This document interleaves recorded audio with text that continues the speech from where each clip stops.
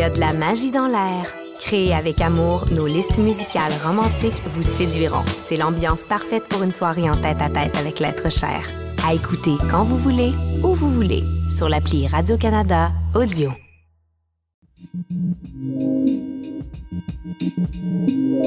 Nous sommes le jeudi 19 juin. Voici à la une.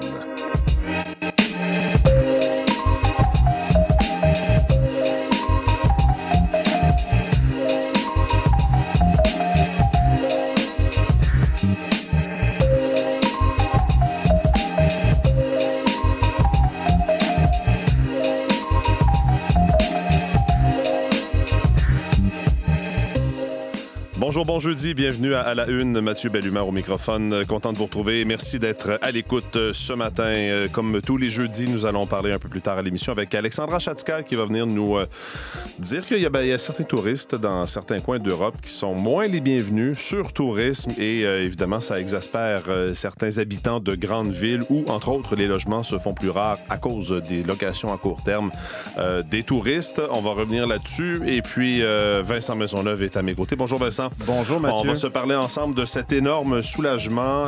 Vous avez certainement entendu cette nouvelle hier vers 15h, 15h30, lorsqu'on a appris que la petite Claire Bell, disparue depuis 3 jours, petite fillette de 3 ans, a été retrouvée par les policiers saine et sauve. Tout le monde craignait le pire dans cette histoire-là. Finalement, c'est cette bonne nouvelle qu'on a eue, le fait qu'elle ait été retrouvée vivante. Et il y a eu conférence de presse, un peu d'explication quand même des policiers hier en soirée. Oui, peu de détails encore parce qu'on comprend que l'enquête est toujours en cours. Mais on est ici à chaque matin. On se parle souvent de nouvelles difficiles à entendre. Ça fait du bien de pouvoir dire qu'une histoire comme ça se termine bien. C'est pas terminé. Cet enfant-là, nécessairement, va vivre un traumatisme, mais elle est en vie. Et comme elle est en vie, il y a toujours cet espoir-là. On l'espère bien entouré.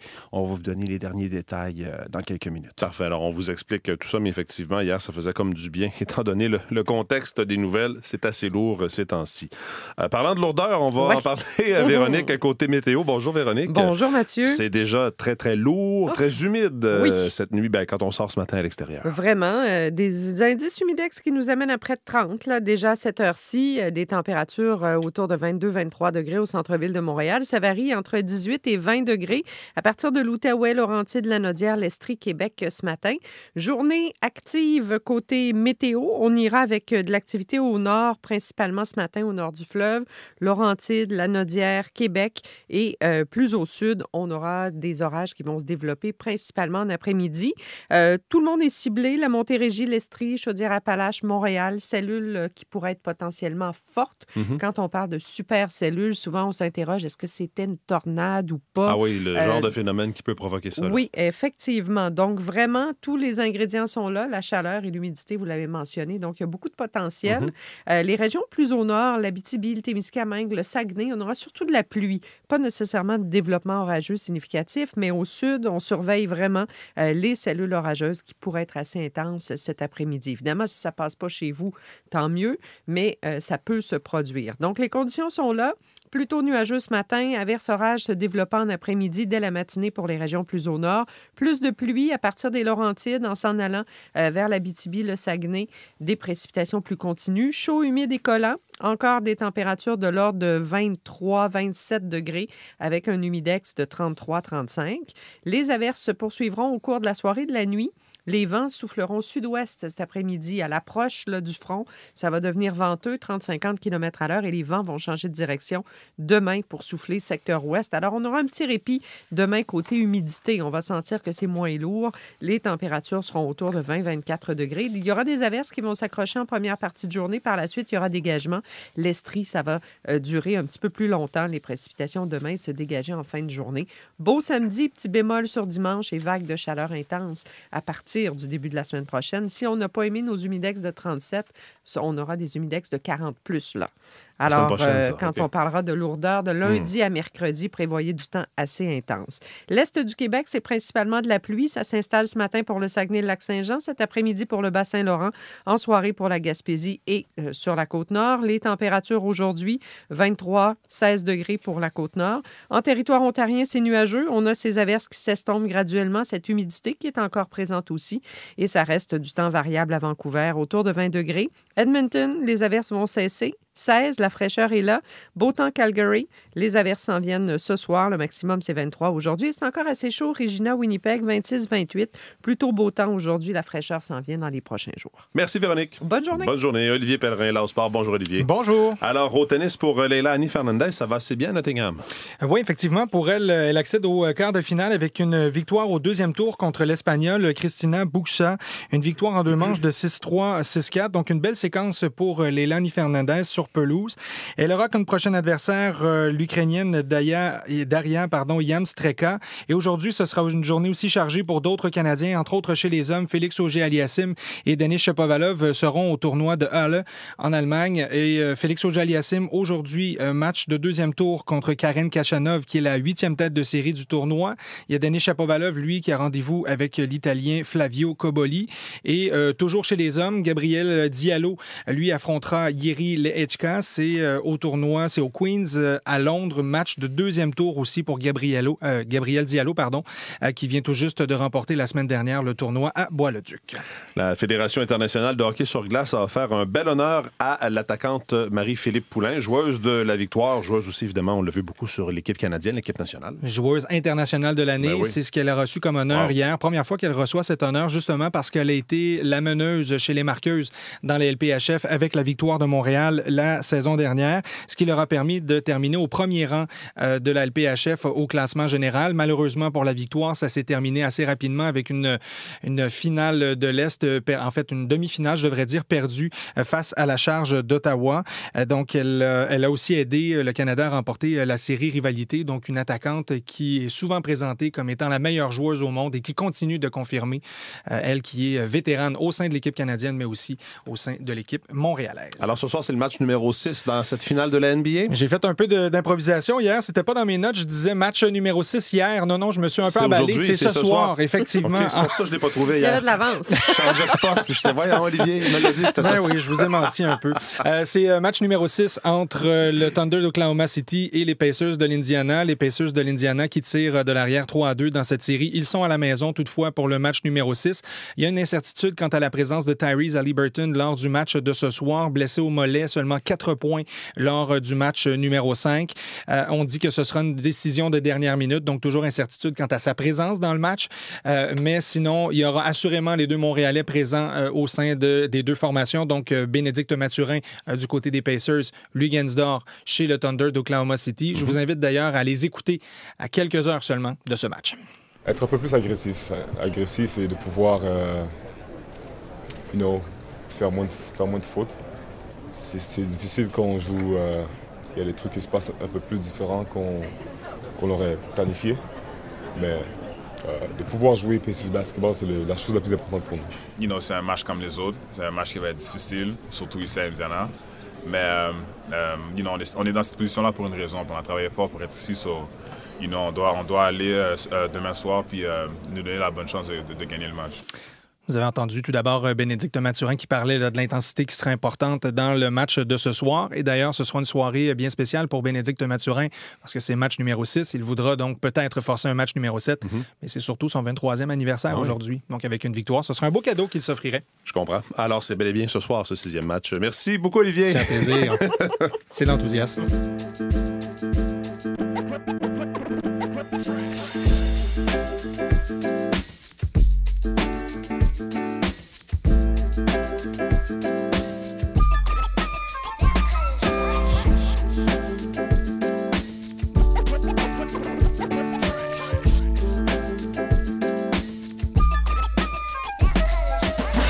Honnêtement, j'ai pas pu m'empêcher de sourire hier quand j'ai entendu cette nouvelle-là. J'allais chercher justement les enfants à l'école, puis je me disais, tellement soulagé de savoir que cette fillette de 3 ans a été retrouvée vivante, qu'elle va bien. En tout cas, évidemment, dans les circonstances, elle était quand même portée disparue depuis 3 jours. Retrouvée en Ontario, donc, Vincent, tout près de l'autoroute 417. C'est un drone utilisé par des policiers, la police provinciale de l'Ontario, qui a permis de la retrouver à Saint-Albert. Elle était seule, consciente, et a pu parler, là, donc échanger avec les policiers quand ces gens-là l'ont retrouvée. Et selon les informations d'abord diffusées par la presse, la petite a dit aux policiers qu'elle attendait sa mère. Donc, elle aurait été déposée sur le terrain de cette ferme en Ontario, là, sur le bord de la route 417, dimanche, avec une boîte à lunch. Et sa mère lui aurait dit de l'attendre. A-t-elle passé les 3 nuits, les presque 4 jours seule? Ça, c'est pas clair. Les policiers vont pouvoir le déterminer, vont pouvoir clarifier tout ça avec l'enquête qui est toujours en cours. C'est pour ça un peu que les policiers sont avares de commentaires. Mais quel soulagement. On avait envie de partager cette information-là à tout le monde hier, de l'apprendre à tous ceux qu'on croisait. Et quel travail des policiers, des enquêteurs. Pensez-y, là, il y a cette urgence de retrouver un enfant d'à peine 3 ans. Et comme c'est un énorme déploiement policier, si jamais les enquêteurs tombent dans un cul-de-sac, frappent un mur, eh bien, à un moment donné, l'état-major va décider de mettre fin à ce déploiement-là. Donc, il y a cette double course contre la montre, la retrouver vivante et toujours avoir des nouvelles pistes d'information pour continuer les recherches.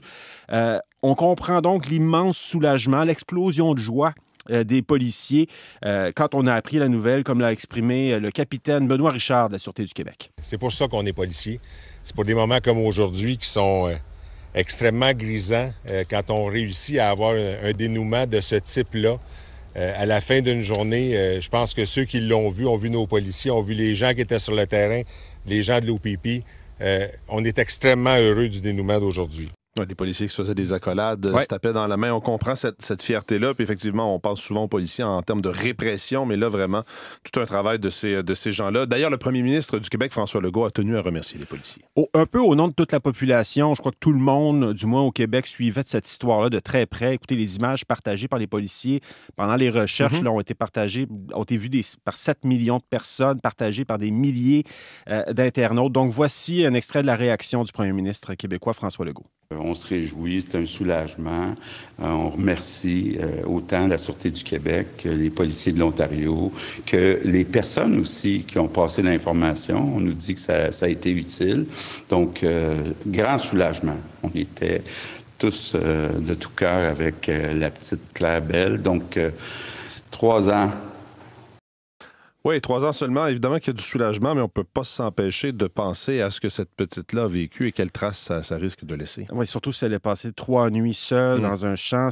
Donc, il y a ce sentiment d'inquiétude là, qui vient très vite une fois la vague de soulagement passée. Comment rassurer un enfant de 3 ans qui dit encore attendre sa mère alors que sa mère, elle, est détenue en attente de son procès. Elle va comparaître vendredi, d'ailleurs, demain. Alors, comment la rassurer? Cécile Rousseau est pédopsychiatre. Elle était sur le plateau d'Anne-Marie Dussault hier soir. Ce qui est très important pour une enfant comme ça, après un épisode comme ça, c'est qu'elle est en stress aigu.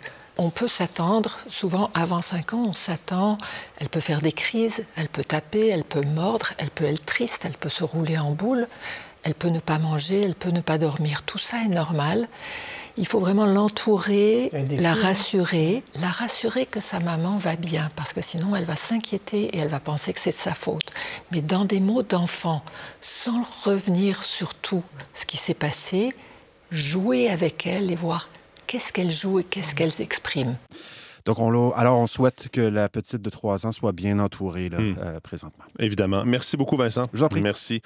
C'est Anne-Sophie Gagné qui est dans notre studio d'Ottawa ce matin pour la revue de presse. Bonjour, Anne-Sophie. Bonjour, Mathieu. Évidemment que cette nouvelle de cette petite fillette Claire retrouvée vivante hier fait la une d'à peu près tous les quotidiens. Oui, exactement. Et ça a été dit, c'est un énorme soupir de soulagement au Québec. Maman m'a dit de t'attendre. Ce sont les premiers mots que la petite Claire Bell aurait prononcés aux policiers lorsqu'elle a été retrouvée. Eh bien, c'est le grand titre qu'on peut apercevoir à la une de la Presse Plus. Du côté du Journal de Montréal, le Québec t'aime Claire. Et si d'ailleurs vous voulez tout savoir, là, il y a un gros dossier justement dans le Journal de Montréal. On retrace le fil des événements, les impacts potentiels sur la petite Claire là, qui pourraient être marqués par des traumatismes traumatisme.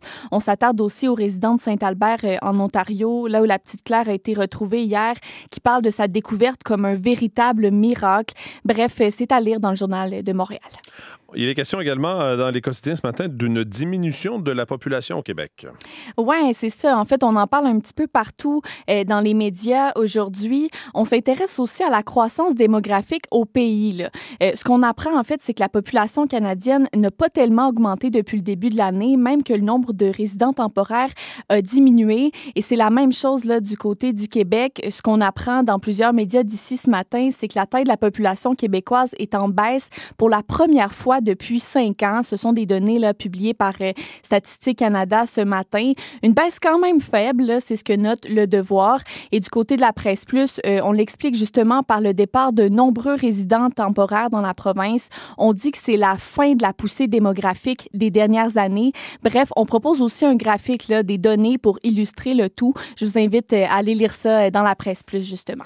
Sur la scène internationale, il est beaucoup question, encore une fois, de l'implication de Donald Trump, donc des États-Unis, dans ce conflit entre l'Iran et Israël. Oui, c'est le cas notamment à la une du Globe and Mail qui met l'emphase sur l'incertitude là, maintenue par le président Donald Trump concernant l'implication militaire américaine. Lui là, qui a déclaré aux journalistes hier, je pourrais le faire, je pourrais ne pas le faire, personne ne sait ce que je vais faire.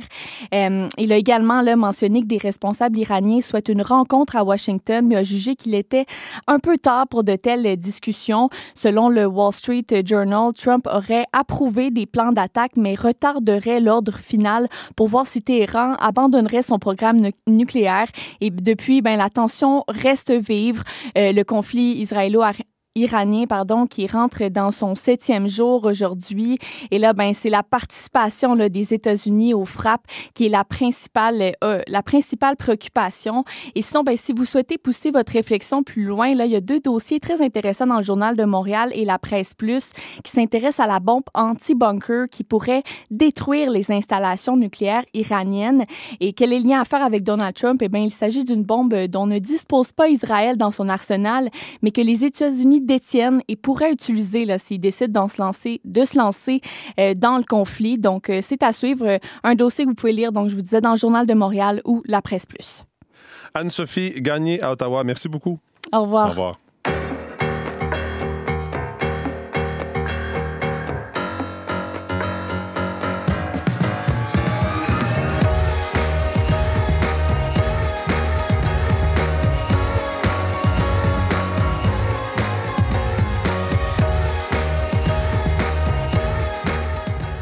Alors, 19 juin, il y en a peut-être qui sont en vacances bientôt. Peut-être que vous avez décidé de bouder les États-Unis pour ou bien rester au Canada. Certains d'entre vous allaient peut-être aller en Europe. Si vous pensez aller en Europe, vous serez peut-être pas toujours bien accueillis. On parle de plus en plus et beaucoup de surtourisme dans certaines régions, dans certaines grandes villes également, où les habitants sont pas nécessairement heureux de voir les touristes débarquer en grand nombre, manifestent leur colère. Ça a été le cas dimanche, d'ailleurs, dans plusieurs villes européennes. On va revenir là-dessus avec Alexandra Chatzka. Bonjour, Alexandra. Bonjour, Mathieu. Alors, qu'est-ce qui s'est passé et où ça s'est passé, ces manifestations-là? Mais c'est des milliers de gens qui sont descendus dans les rues d'une douzaine de villes européennes. Alors, Madrid, Barcelone, Malaga en Espagne, Naples, Palerme, Milan, Venise en Italie, aussi à Lisbonne au Portugal et quelques autres. C'est pas la première fois. On a déjà entendu parler de ça l'année dernière, même il y a un mois, aux îles Canaries. Il y a eu des manifestations, des milliers de personnes. Mais les gens sont visiblement de plus en plus fâchés parce que les autorités ne font pas assez pour limiter le nombre de touristes et ce nombre augmente sans cesse. Alors, c'est pas compliqué, juste pour donner une idée, le nombre de touristes par an par année est souvent le double du nombre d'habitants. Par exemple, l'Espagne, qui est la 2e destination touristique européenne après la France, 48 millions d'habitants, ils ont reçu 94 millions de touristes l'année dernière. Ça donne froid dans le dos ou chaud dans le dos, si vous voulez.